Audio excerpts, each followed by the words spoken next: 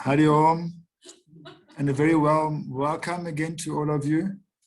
I know I look a bit orange and all kind of funny colors. The reason being is that on Saturdays we have satsang at the ashram, and that's why also you'll see a few less people on the screen, because we are some of us have gathered here in the ashram for satsang. We've incorporated today's talk into our ashram program. So another experiment, and so yeah, sorry that I'm a bit in the dark here. So this is the 5th talk in our series on Swami Venkatesnanda, life experiences and lessons by his disciples.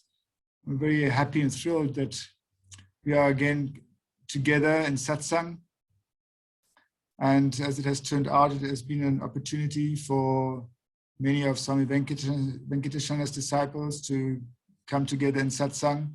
So we're very happy that they're reaping this benefit.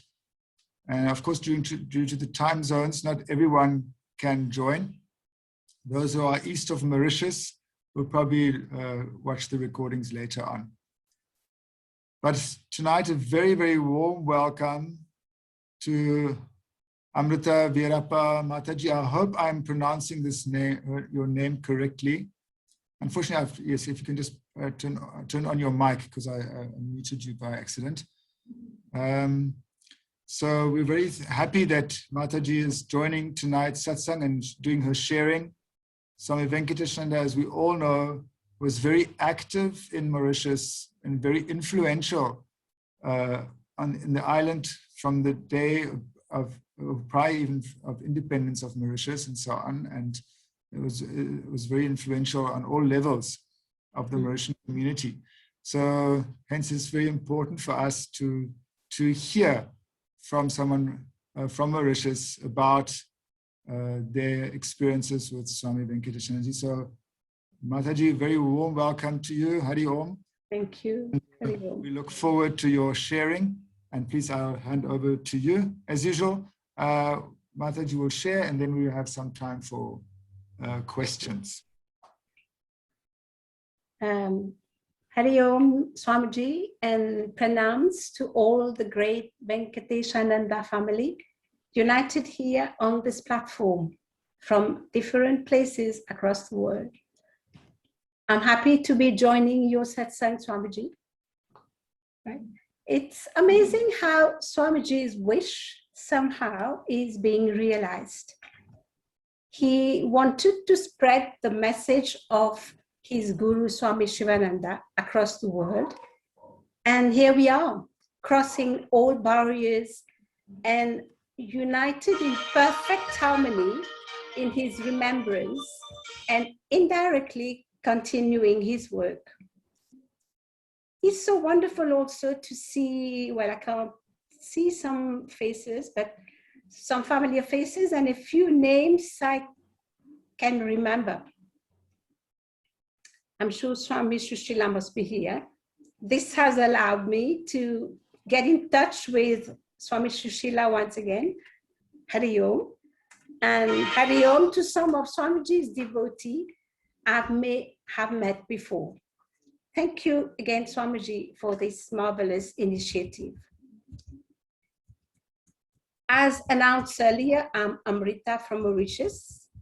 Well, my early experiences with Swamiji may not appear to be a deep and profound account, as many of you may have experienced directly with him.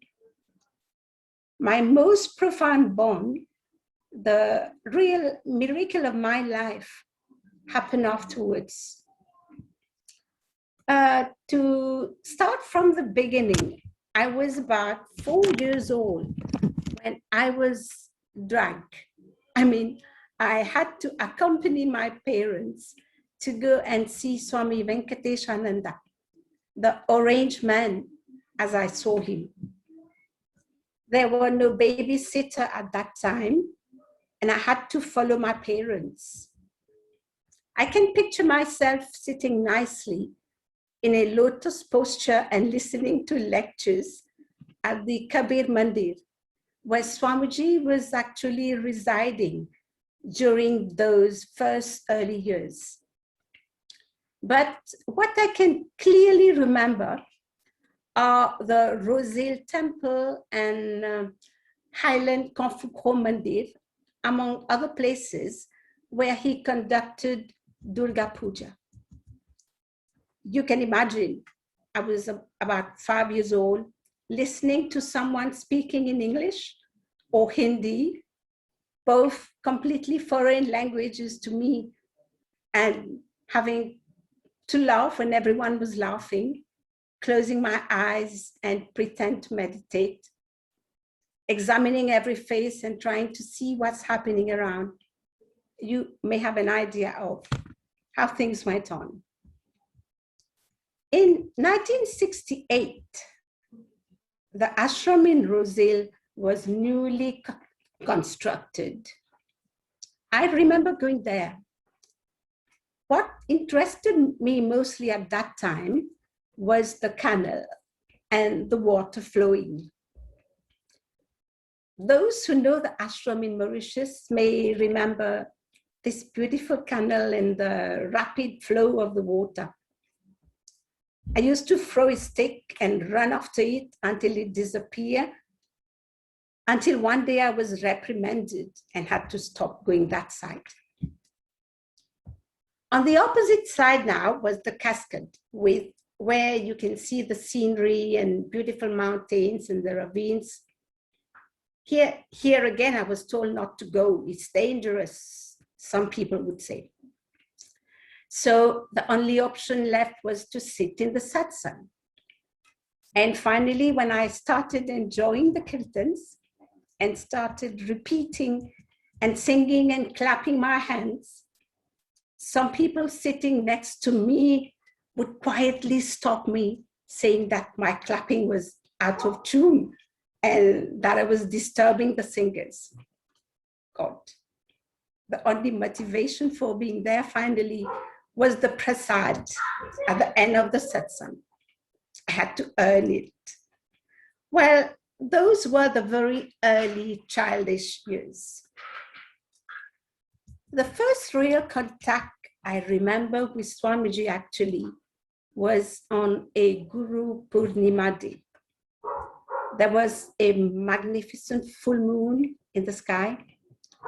The bronze statue of Swami Shivananda on the open terrace was majestic amidst the mountain and the sugarcane fields appearing dimly in the background. I was standing watching the crowd of people coming and going when suddenly I saw Swamiji coming towards me in a dancing cadence. I looked at him and he came near me, held me in his arm and hugged me. That first big hug, oh, that was magic. I can really not remember if he had hugged me before. I've been told he did, but I really can't remember. But that one big hug, I would never forget. My mom was nearby and she said, Swamiji, Amrita wants to have a mala. To be honest, at home during that time, I would often wear my parents' mala. For me, it was a beautiful long necklace. Oh, sure, Swamiji replied, come and see me in 10 minutes. Now, I was taken aback. I was to come to be face to face with the orange man. Okay, I waited in the open veranda, that meditation space facing the mountain and the cascade. My heart was pounding. After some time, Swamiji came with a long mala in his hand, sat near me. We recited some mantras, and then everything started. The connection was made. Now, I would go to the ashram more often. I was no longer being dragged. On the contrary, there was a pull. I wanted to go and see Swamiji. As luck would have it, I eventually joined a secondary school, which was found in Rosehill, not very far from the ashram. And after school, I would walk all the way to the ashram, and Swamiji would ask me to come and sit near him. And I was so proud. Just being near him was enough. I need to say, even at that time, I still could not understand the deepness of his talks, could not gather the real meaning of what he was saying. But nevertheless, his divine presence, this divine magnet attracted me. Also, he would make you feel important by asking you to fetch this and that from his room, do this and that, and our connection developed. Now, when I speak to other people who have known him, I realize that he did make everyone feel special. There was a place for everyone who turned to him. Everyone who came to him felt special. Everyone felt that he had the most special place in his heart. One of the very first lessons I've learned from Swamiji is when I was about 12 years old. We were standing on the stairs near his room, and he saw that there were some stains on some wooden plate with an Om sign on it, on which tiny bits of mother of pearls were glued. It was very delicate, and dirt and dust had accumulated on it. He asked me to get some water and to clean it. I went to get a big pail of water, got some soap and started cleaning. But the dirt was stuck in between the tiny pieces of mother of pearls. I just cleaned the surface and I was satisfied with the work done. He called me again after some time, looked at me and asked me to get some water, more water. And he asked me to clean it again. He directed the work, telling me what to do, how to use the little brush. I got back to work until he was satisfied. And then he told me, it was something like that. If you do something, do it well, or else don't do it. This has somehow become my philosophy in my work, in my career, even in little things that I do. I have come to see work as worship. Very often, I'm scared of myself. I think twice before undertaking anything because I know how absorbed I can be when doing the work. I can become so engrossed at times that I forget the rest of the work. This little lesson has greatly helped me in my studies, my career, in my life, and helped me to be what I am today. I can feel Swamiji. He's always here at my back, helping me to carry on. No matter what I face, Swamiji has never left my side.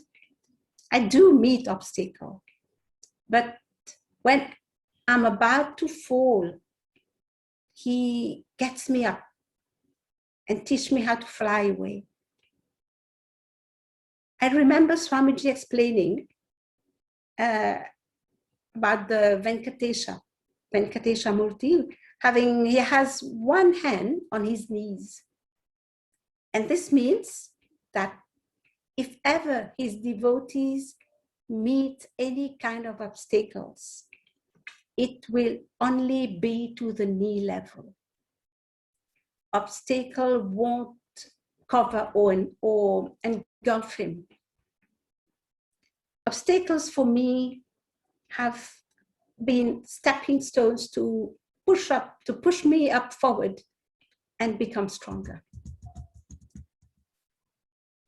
I can recall several beautiful moments reminding me of Swamiji's unbounded love for all. He indeed was the personification of selfless work. One day, Swamiji discovered that I love potatoes. I still do. When I would come back from school, I would reach the ashram during satsang time. He would call me and tell me quietly, go in my room. I've kept some potatoes for you. And he said later on, now that I know that Amrita loves potatoes, I can't eat it. I want to keep it for her. Such was the intensity of Swamiji's fatherly, pure love and affection. I will never again experience such unconditional, unbounded, and selfless work. I can't stop thinking how blessed I am to have known, to have experienced such pure love.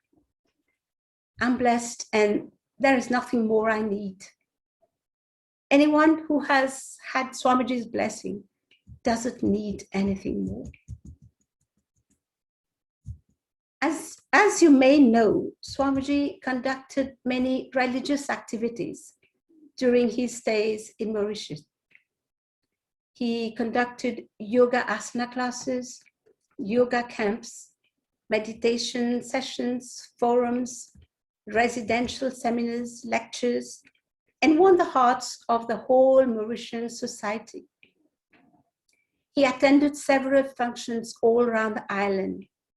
Many people, religious leaders or organizations wanted him to grace their function. Swamiji had a vision, and his mission was to build a Mauritian nation, of which, as Swamiji has said at the beginning, of which we are so proud today. Our multi-ethnicity is the pillar of our economy today, as we have become a heaven for tourists. His aims were to bring peace among the Mauritian people of different faith and religion and help them to live together in harmony with each other. Without disrupting the Mauritian society, he got everyone who came to him to work together to build this Mauritian nation. He did not want anyone to cast away or forget the religion they were born in. He did not impose anything. He wanted the Muslim to become a better Muslim, the Christian to be a better Christian. And similarly, he wanted the Chinese, the Hindu, everyone who flocked to him to become a better human being in his own faith and religion. His target was not a specific temple. He was not at all targeting a specific section of the Mauritian community. His aim was to reach everyone who was thirsty for knowledge and spirituality. People from different strata of the community came to him, rich and poor, people of different creed, class, or belief, came to Swamiji. His approach was something new to Mauritius. This novel method struck the perfect balance between the need for tradition and the claims of a new Mauritius, the claim of modernity. And this approach appealed to many people, especially the youngsters. and they gladly accepted the new approach to religion and spirituality. If I'm not mistaken, Swamiji organized a parliament of religion at the plaza. The theme, I think, was unity in diversity. Swamiji's teaching reached many people because his motto was simple, practical, and down to earth. The simple advice he gave to all was, be good, do good. There was a discussion, I recall, between him and Dr. Sinja, Dr. Shirin Mansoor, about being good and doing good. The argument was something like that. Do we need to do good actions in order to be good? Or is the fact of being good result in our doing good actions automatically? I can actually see both of them discussing and arguing. And eventually the conclusion was something like, being good is as important as doing good. I remember participating with Swamiji and other students in an open discussion on the Mauritian television when he spoke on stress management and anxiety. He spoke of breathing techniques, relaxation, and how to focus the mind on our specific task. Hearing about these today are no new things to us. Nowadays, we speak a lot of Stephen Covey, Rhonda Byrne, Robin Sharma, Christophe André, Deepak Chopra, among other great names, speaking about meditation, looking for peace and happiness within oneself, and about adaptation to new situation. You eventually come to realize that Swamiji, in his own way, had spoken or written about these things before. Whatever we read nowadays, it's some sort of déjà vu or déjà entendu kind of stuff. Many of these things which Swamiji started have now been taken up by other religious groups or societies in Mauritius. Durga Puja, for example, poor feeding, yoga classes, meditation classes, among others. But his most beautiful work has been to bring together people from different religions together to create this universal religion. When Swamiji was here, the Shivananda birthday was one big platform to bring all religion together. He would invite high political personalities, different religious leaders, all together sharing their different religions and beliefs. Swamiji always chose to be in Mauritius during the month of September to celebrate the birthday of his guru. This function was celebrated throughout the country. The halls were often filled to capacity. His spirituality and humility captivated so many people. At times, he would ask me to accompany him, to take notes and compile the speeches and talks into a Shivananda birthday report. He would also bring me in front of an audience, ask me to translate his talks from English to our Mauritian Creole language. I tried as best I could to translate the talks in Creole. Very often I was lost for words, but I somehow managed. This is what I call the formative years. Swamiji was training me, was helping me to acquire different life skills. It is good now to see that this sharing of religion, started by Swamiji, is still done by many other religions today. religious organizations today. At the ashram here in Mauritius, the month of September is still sacred. And we try, though not as before, but we still go to the Shivananda Secondary School in Bamboo, the Shivananda Primary School in the south of the island, the Shivananda Healing Center in Bobasan. We go to Mayberg, where we have the huge Shivananda Statue of Harmony and the birthday celebration culminating at the Shivananda Yoga Ashram in Rosehill. Right. Now, let me get back to my experiences with Swamiji. As I was growing up, I had to struggle between my studies, my days at the ashram, and my emotional life, which at that time was quite unstable. Swamiji knew me more than I knew myself. I needed to be more stable in my life. And I always have this image of Swamiji, like Hanuman, holding my husband in his palms and placing him in front of me. At that time, Swamiji was in India. Praveen, a very close devotee of Swamiji, was with him in India in that year. I was to get married. And like a father, Swamiji gave him some money and asked him to buy my wedding sari and matching jewelries, just like a father giving away his daughter in marriage. My wedding was planned when Swamiji would be in Mauritius on Thursday, 2nd September 1982. He attended all my different wedding rituals and functions.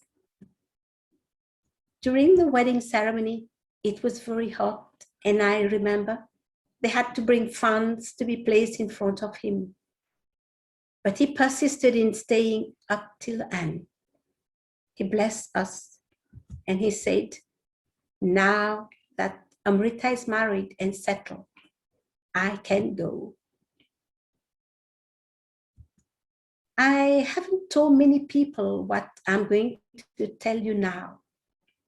And I feel I must say it to the world today, as we need to share our personal experiences and acknowledge Swamiji's divine and supreme powers. Well, one day, a crowd of people was outside on the lane at the ashram near the two laughing Buddhas. Everyone was prostrating to Swamiji. He was either coming from somewhere or going somewhere. I can't really remember. But what I remember clearly is that amidst the crowd of people, I squeezed myself and touched Swamiji's feet. Oh my God, it was electric. I felt a chill and some kind of energy penetrate, entering my body. He also felt it, I'm sure, as I saw him looking around and trying to figure out who in the crowd touched his feet. In the big crowd of people, all prostrating, he could make out it was me. He looked at me, that piercing and penetrating look. This divine contact, my eternal, everlasting connection has been established. I couldn't quite understand what happened at that time, but I knew it was something divine and spiritual. I often wish afterwards I had asked him about that energy emanating from him and pervading and engulfing me after touching his feet. But I never did. Now, looking back, there are so many things I could have done, so many questions I would have asked him. I should have made the most of Swamiji's last moment in Mauritius, but I was newly married and torn between ashram and my new home. Speaking of home, my house at that time was still under construction, and I did not find it convenient to ask Swamiji to come to my place. But I was told that Swamiji wanted to know where I was residing. He asked Prem or Praveen, I think, to show him my place. Without my knowing, he came, but stayed in the car outside, did a prayer, and went away. Do I deserve so much love, so much caring? I was told that much later, and I deeply regret why I didn't invite him to my place, even though the house wasn't ready to welcome him. It's too late now. It had to be like that. What's heart-touching is that, like a father, he wanted to ensure that I was safe wherever I was. He blessed my home from outside and went. The last 2 weeks before he was to leave Mauritius, I spent the most beautiful time with him. I would help him to clean up his room. When I think about it now, I realize that he knew all the way that he was ready to merge with the infinite. He removed so many things from his room and distributed them to many people who were coming to the ashram. The last day he was to leave Mauritius, I helped him pack his suitcase, folded a pair of dhotis, 2 t-shirts, a cap, some books, and a few other things. I remember asking myself, or rather telling myself, oh, Swamiji doesn't need much. So we finished his luggage, and the departure time was approaching. As usual, before the departure satsang, Swamiji would come in his little room, next to his room, and talk to all those who were already there, waiting for him. I had just finished doing some cleanup in his room and was joining everyone. I opened the blue door and the mosquito net door and entered the little room. He looked at the crowd of people and said, "This girl has already packed me to go." And he did like this with his hands. "This girl has already packed me to go." How many of us understood? What did we understand? I didn't. I couldn't grasp the double meaning behind his words.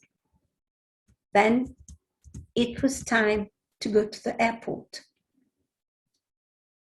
I can't remember whether it was a rumor or Swamiji actually told the ashram people not to accompany him to the airport. But when it was time to depart, everybody was ready to accompany him for takeoff. I also, together with my husband, were ready to follow him to Plaisance Airport. I followed Swamiji to the car, and everybody was prostrating, touching his feet before he got in the car. I did so. He looked at me and said with a stern look, "Go." For some second, I felt an inexpressible aura radiating from within him, overpowering it completely. I immediately interpreted this "go" and took it meaning that he did not want me to see him off. So compelling was the command. Was it a sign that I would need to detach? Obviously, I didn't go to the airport. My husband and I went to a restaurant, had some food, and returned home. I was told later on that Swamiji did his usual small satsang at the airport and made his way towards the plane. He entered, and something unusual happened. He was already inside the plane, but after a few minutes, he appeared again at the entrance door of the plane, and like a ray of setting sun, waved to everyone present there and went back inside. And in the crowd of people watching, somebody said, "Look, this is Swamiji's last pranam." Indeed, Swamiji indirectly revealed many things to those who understood him. I didn't have the slightest idea that I would not see him again. It was 3rd of December, 1982. It was my birthday. Exactly 3 months after getting married. I was woken up in the morning by a phone call and my brother telling me to come home. He did not tell me anything. I thought they were celebrating my birthday. Once there, I learned what had happened. The time has come. Swamiji has merged with the infinite. I recall during those intense moments what Swamiji had said once or twice in one of his casual little room talks. A few people from the ashram still remembers what Swamiji said. I'm going to quote what Swamiji said. This is what he said. When I die and this girl comes, I will wake up. I remembered his words and in my naive mind almost took it literally at that moment. With time, I have understood the real meaning of what he wanted to tell me. He has always been alive for me. He woke up for me and has always accompanied me and still is. I've felt his presence throughout my life. He placed me on a magical carpet and accompanied me, opening doors everywhere I go. He traced my career, motivating me, pushing me forward. Today, I can't ask for anything. He has seen to it that I accomplish all my material dreams. He has showered me with a full dose of all material comfort. Now, with age, I have started realizing that I've only been taking from him. What have I given? Nothing. True, who am I to give anything? This insignificant me can only be grateful. Gratefulness is too little a word. How can I ever thank him? He doesn't need anything. He has only been giving.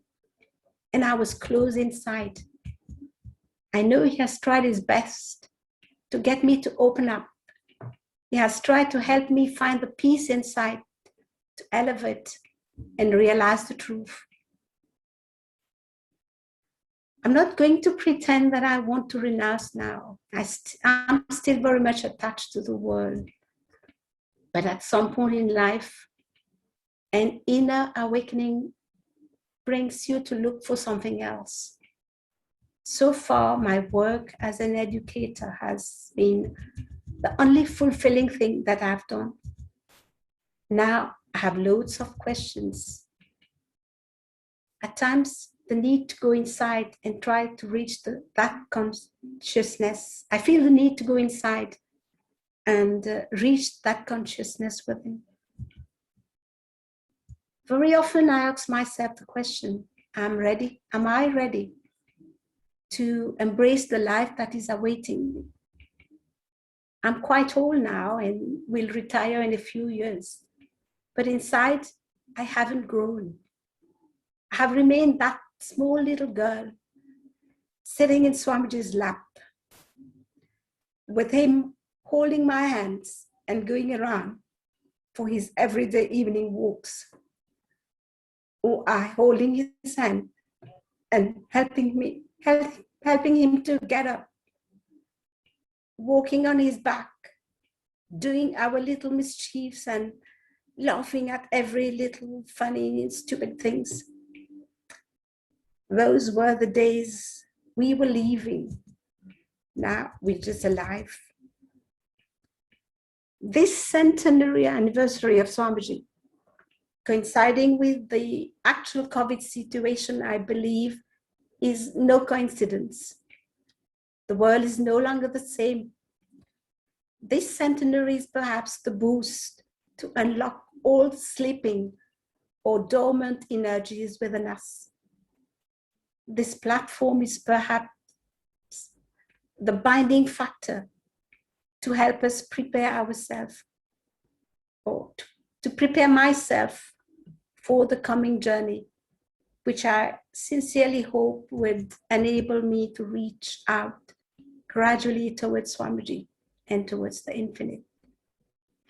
The time has come, if I can use Swamiji's word. Hari Om.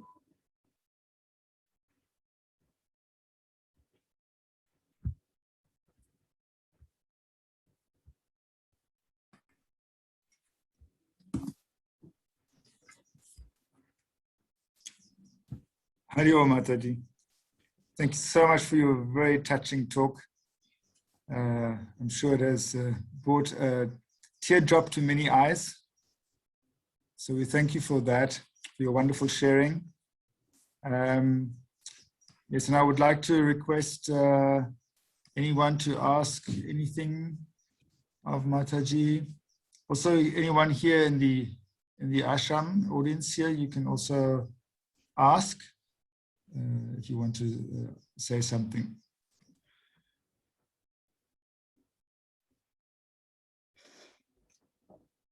Please remember to put your microphone on when you have a question.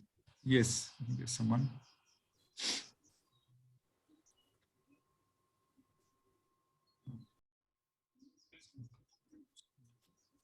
Yes, Sushila Mataji, Swami Sushila, please. Yes. Amrita. Yes. Yes, Swamiji. You gave Swamiji so much more than you ever know. You gave him joy, you gave him love, and you gave him hope for the future of the world. Can I see you smile just so I can remember that beautiful smile?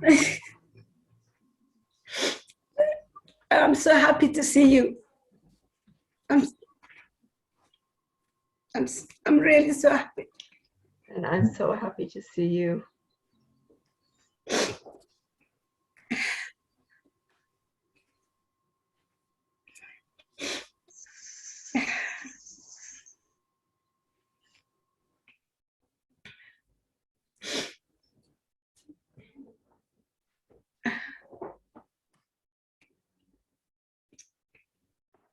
Would anybody else like to share something or ask something?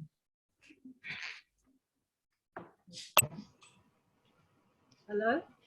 Hari Om. Hello. Hi, it's Hi. Oh, I can remember you.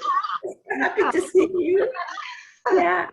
And Judy and Toby. Yeah, I remember. Yeah. the last Oh. time we came, we had our two small children with us, Ben and Yeah, I remember. Yes, I remember that. I remember that.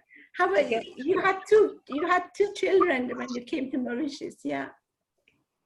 And I just remember you so well, and yeah, I feel the same as Sushila has just said. You gave Swamiji so much. I can just remember you sitting there beside him with that big smile and Oh.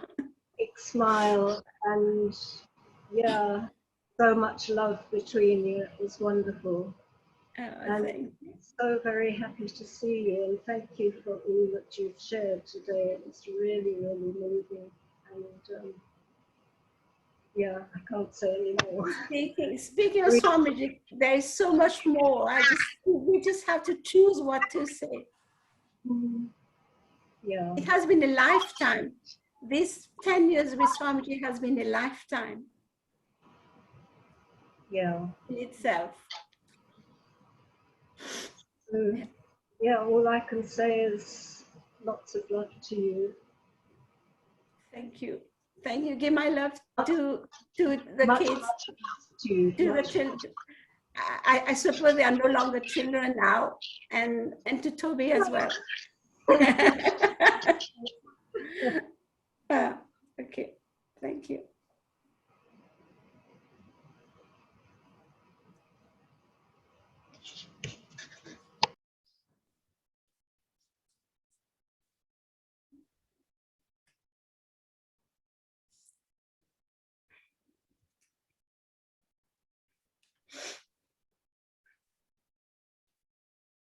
Would anybody else like to share something? Awesome.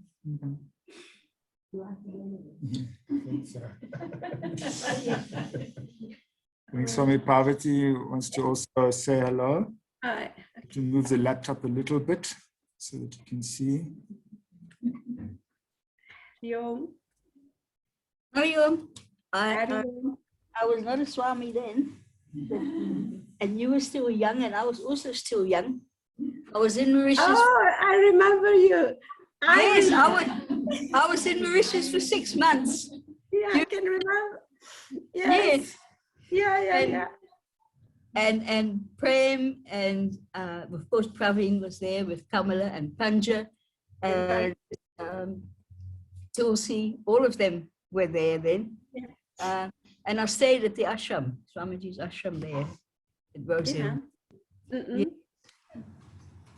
And you did definitely give him a tremendous amount of love, and you brought a lot of joy to his heart.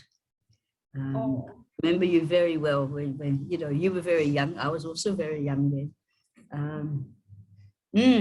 And you remember when I was there, when Naraini was there. Remember Naraini and Gerdalal? Yeah, we went for the homeopathy session. That's right. Yes. Yeah. Oh, it's good seeing all of you. It brings so many good memories. Yes. I'm so happy. So thank you very much for everything you've shared. It's very wonderful and very inspiring. Thank you.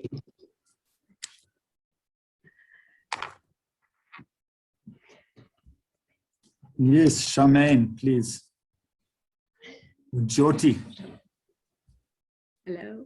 You have to put on your mic, please, Charmaine. Charmaine, you're still muted. Hariom. I'm very sorry, my connection is very unstable, and I was going to send a message on the chat, and I raised my hand instead. But very nice to meet you. It's good to see you, though. It's good to see you. Yeah. So lovely to listen to these stories about Swamiji. It brings them very close. Thank you. Thank you. Thank you, Charmaine. Thank you so much. So it's good. I didn't see the hand rising so that I can see you then. Oh, thank you. Lovely. Yeah. I'll mute myself again. Okay, thank you.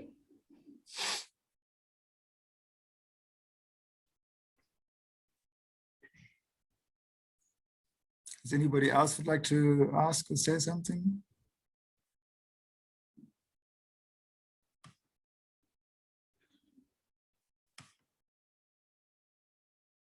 All right. Well, we assume the rest is all silent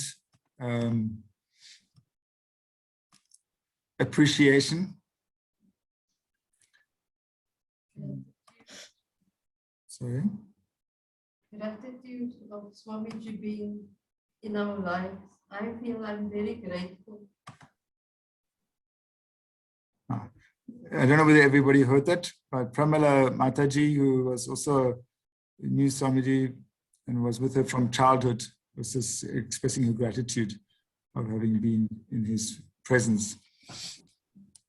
Thank you. Yes. So then I want to thank Amrita Mataji. I'm very happy that Praveen requested and suggested that you speak. Because initially I asked Praveen to speak because I know him well personally. But then he suggested that you should speak, and that was an excellent suggestion. So we're very grateful to you for your wonderful sharing, full of bhakti. And God bless you. And thank you to everyone for having joined tonight again to make this a special occasion, a special satsang. And we look forward to further sharings. I've not as yet arranged a speaker for June, so you will hear about it probably in a week or 2 weeks' time. So thank you very much again, and blessings to all. We pray for blessings to all. Om Asatoma Satgamaya, Tamasoma Jyotirgamaya, Mrityorma Mritam Gamaya. Om Shanti Shanti Shanti. Sakurvana ki jai, Shri Shivananda Bhagavan ki jai, Shri Swami Venkatesnananda Maharaj ki jai. Hari Om.